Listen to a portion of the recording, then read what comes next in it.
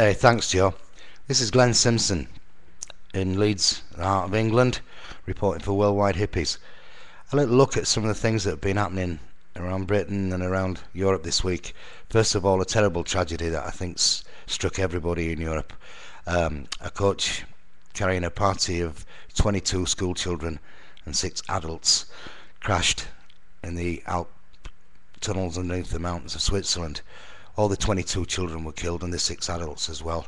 They were from a school in Belgium, and it's been absolutely horrific to see some of the scenes on television of the coffins coming home, etc.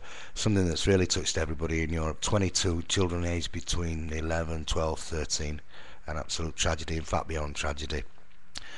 On other news, something that did cheer me up this week was one of our old friends Goldman Sachs, or Sachs of Gold as I like to call them. Goldman Sachs executive in London, Greg Smith, resigned this week and wrote quite a damning letter about the company. In it he said that they had no morality and that they called their customers muppets. Greg Smith was a chap on an executive on £300,000, $500,000 a year, and his comments the last few days have somewhat damaged not just the reputation of Goldman Sachs but also its prices on the stock markets. Now, Goldman Sachs are quite an influential company. They do, in Britain, they do advise the government. I know they advise the government in America, and they also advise Greece, which brings me to my next news point. Now, Greece received a massive bailout of 100 and odd million. Figures have just gone beyond even thinking about now. Last week. Now, Greece has a problem. Greece every year runs at 7% short of its GDP. That means obviously that it needs 7% more than the money it pays out, so it's in debt 7% every year. Now, that would be similar to, say, for example, I lend you £100, $100. I know at the end of the year you're only going to earn £93. You can't pay me back. Greece could never pay back its debts, and the latest bailout, the billions that have been given to it, are just like putting a finger in the dike. But now people are beginning to question how Greece became involved in the European Union in the first place. And the fact is that Greece were advised by Goldman Sachs, who put together the financial package needed to bring them into the common market.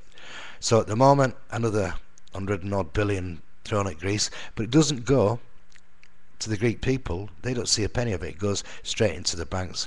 And remember this, that in the democracy, the country that created democracy is now run by an unelected president, an unelected leader put in place by the EEC, who strangely enough can be linked right back to Goldman Sachs, allegedly. That's what's happening.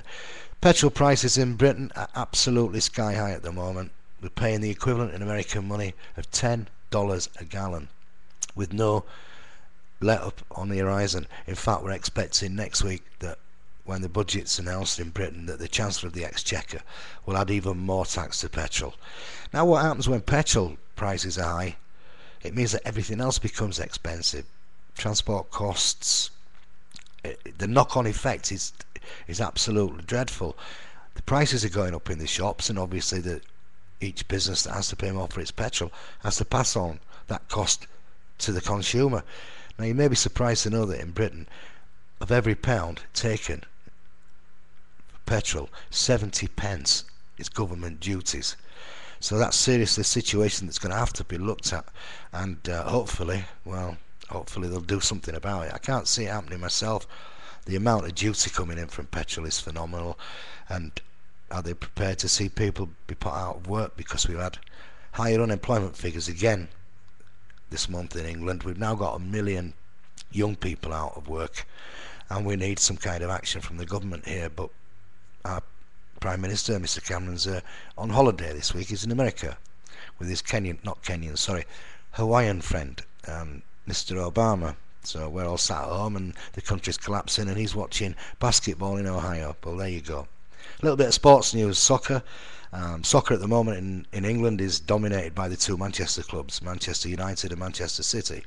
Manchester United crept past City to the top of the Premier League this weekend, and then during the week both clubs were involved in the Europa competition, and both clubs were knocked out. So it's all about Manchester at the moment in football. This is Glenn Simpson, Leeds, England, and then you're back to Joe and saying peace out. Take it away, Joe.